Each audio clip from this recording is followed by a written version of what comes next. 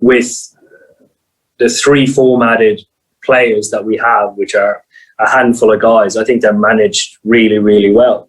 If you look back at the back end of December and most of January, Jofra had off, and there will be different pockets throughout after the IPL into our summer and before the World Cup, where Jofra will be rested and be really well looked after, both physically and mentally. Cricket's brightest stars about COVID-19 vaccines. Professor Van Tam, it's an absolute pleasure to have you with us. I'd also like to introduce Nick Pearce, Chief Medical Officer at the England and Wales Cricket Board. Professor Van Tam, I believe you two already know each other. We do indeed. We do indeed. Afternoon, Jonathan. Hi. So shall we bring out our superstar cricketers? First up, I'm delighted to say we're joined by Sam Curran. Sam, how are you?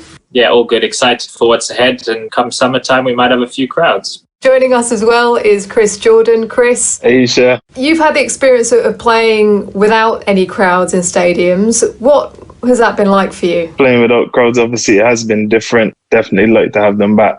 So, to complete our team sheet, we have Mark Wood. What are you most looking forward to when restrictions start to lift? I'm excited to get out with the lads again. Like I say, crowds is a huge one for us. Just having that sort of extra atmosphere, the Barmy Army behind it, I'm sure that will make a huge difference. Thanks, Mark. So, Professor Van Tam, let's get into it. There's so much information available about the COVID-19 vaccines that it can be hard to separate fact from fiction. Can you just enlighten us as to how it protects people from coronavirus? Yeah, surely. So all of the vaccines we have at the moment work in the same way. They trick your immune system into thinking you have the infection so that you respond and you make antibodies. And once that antibody response has happened, if you are unfortunate enough to meet the real thing, your body's kind of match fit, ready to go, and will just say, right, I've met that before, I can deal with that one, blat. Is the vaccine capable of helping fight against those new strains? Yes, at the moment, the vaccines we have do work against the variant we have. Thank you, Professor. Let's open this up then. I'd kick it off. What are the side effects that have been reported thus far from the vaccine? Thanks, Chris. I can be very clear on that for you.